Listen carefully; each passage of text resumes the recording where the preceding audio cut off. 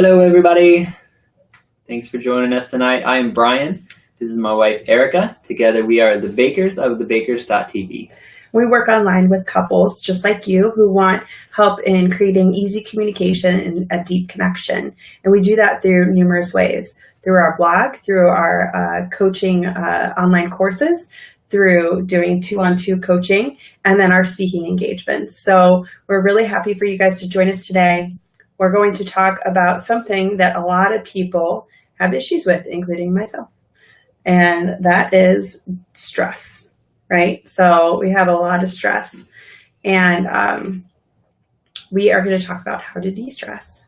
So how I'm going to start out tonight, I have my wine with me because I feel like I've been a little more tense and totally not as hey, what's up on here as I normally have. So I figured a glass of wine wouldn't hurt, right? We wanted to feel like real life. Like you guys are hanging out, chilling in our living room with us. In our living room on our couch, drinking a glass of wine, because that's how we really do in real life. So one of the things is that Brian and I were talking about this to prepare for tonight's topic. One of the biggest things that I remember, and the key thing that helps us de-stress, is when I was in college, I felt like I had to have everything on point. And I feel like a lot of times now, even in our adult lives, that we feel that way too. And you got to have everything perfect. You got to have your stuff together. You know, sometimes even now you have to be a Pinterest mom. You got to make sure you have everything together. And it's just really hard and it's really stressful. And one of the biggest things that I realized was when I went to a retreat in college. We went to Ashland University in Ashland, Ohio, and we went to a retreat where Mallory was our group leader, and we were talking about facades that we put on. And so we had these masks that we cut out, and we put on the front of the mask all of the things that we felt like we needed to be or needed to represent. And then on the back of the masks, we put all the things that we really felt who we are as much as you can in college.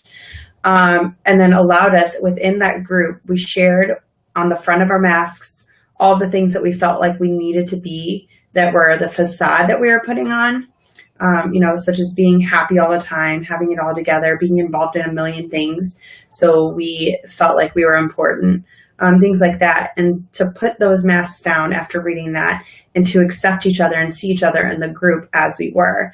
And that was one of the most powerful things that I have experienced, because it allowed a sense of vulnerability between us and the people in the group, and that it was okay not to be perfect, and it was okay to not have it all together, and for other people to see that. And so we're going to be talking about the power of vulnerability and the three things that it really can do. So the first thing they can do is really encourage others. So when you're in relationships, which we all should be, people around you are going to be watching you. And if you have this facade up that you are perfect, that can really impress people, and it can make you look like a rock star.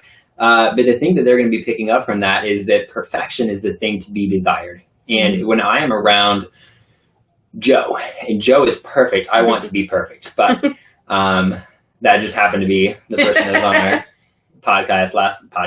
our live video last week. But when we're around Joe and we see him as perfect, then I feel like I have to be perfect. And I don't know how he got there. I don't know the fact that he's not perfect in these other 100 areas of life. All I see is that Joe is perfect because he shows me that he is perfect. Mm-hmm. So when we allow everyone to see, hey, I'm not perfect and I'm okay with it. Mm-hmm. There are these areas of my life that I'm still struggling with, and I'm okay with sharing those things because that's real life. Mm-hmm. And there are these areas that I'm doing pretty well in right now, but it's not because I was born that way. It's because I put in the work. Then you realize that I don't pursue perfection. I pursue becoming better. And I don't have to be perfect in all areas. There are things that I can pick up from the people around me and say, he got to this point because because he had these struggles, and because through those struggles he learned in these ways, and it was powerful and it was strong, and that's how he became who he is right now. Mm-hmm. So we don't have to be perfect in all of the areas that everyone else is perfect. Mm-hmm. But if there's somebody like, man, I just want to be an encourager in the same way that they're an encourager, how did they become that way? How did they develop those relationships? How did they learn the things to say and the things not to say? Mm-hmm. So just, we can't do those things if we're not vulnerable and real with each other. Right. So the second thing that vulnerability helps do and causes de-stressing in our lives is that it allows you to accept yourself as you are. So when I went through that exercise of having that mask and writing the things that I felt like I had to be on the front and the things that I was on the back, putting it down allowed us to be able to accept ourselves as who we were, and that it was good enough, and that we could do the same for others. So you're not able to do that for anybody else until you have that for yourself. I think that's a lot of times why people are critical of other people, is because they haven't completely accepted themselves. So if there's an area that they really kind of struggle in, they like to nitpick on other people so that they can make themselves feel better.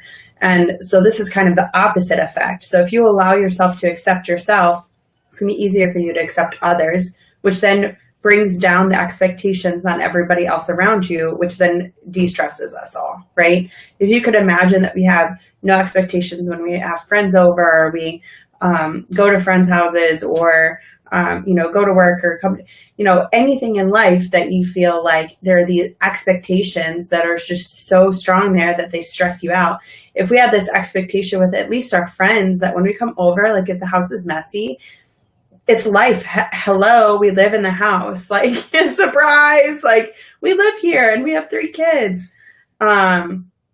If we can lower those expectations and be vulnerable with each other and be okay with that and accepting ourselves for who we are and the imperfections that we have, then that will de-stress you as well. So vulnerability is very freeing. The more vulnerable you are, you kind of get addicted to it, and you're like, okay, so how more open can we be? Mm-hmm. So that's the second point. So the third thing is that communication and conflict is going to look a whole lot different.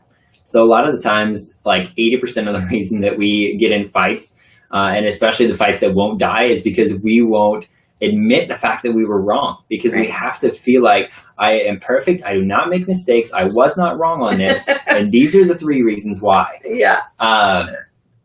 So I've never done that before, ever. Why did you laugh so hard? No, it's no reason. Okay. So, where was I going with that? So holding on to perfection. So if we are okay with saying, hey, I screwed the pooch on this, and it's a weird phrase, isn't it? Yeah, it is. Yeah, just never use that one again. So I dropped the ball on that, on this instance, and I thought that I was right, and these are the reasons that I thought those were right, that I was right, but I was wrong, and I'm sorry, Ego's nasty. Mm-hmm. That's hard. I think that's probably one of the biggest reasons we fought at the beginning, and probably the arguments we do still have, or conversations, however you want to call them, is because of ego. Mm-hmm. I don't want to be wrong. Yeah. So that was the third thing, that vulnerability can help bring you. And it's actually a de-stressor. We've experienced that in our own lives, having to not have to be perfect and not have all your crap together. And then surround yourself with people who are the same way, who are okay with just being in the mess of life together with you. I can't tell you how freeing that is and how de-stressing that is. So if you don't have friends like that, you need to go find them, like ASAP, because our lives have completely changed since we've started having and surrounding friends around us, where we're like, hey, just an FYI, tonight's attire is yoga pants, and there might be throw up on the carpet, but that's okay because we love each other anyways, and it brings those walls down. So that's one of the ways that the bakers de-stress. So if you guys have any questions, you can always post them below, whether we're live or post, if you're watching this replay, post them down below and we'll answer them if you have any questions about this. So we appreciate you guys hanging out with us and enjoying some wine. And I think that the wine will make another appearance. So, yeah. Okay. Well, we love you guys, and we'll see you in a couple of days. Bye. See ya.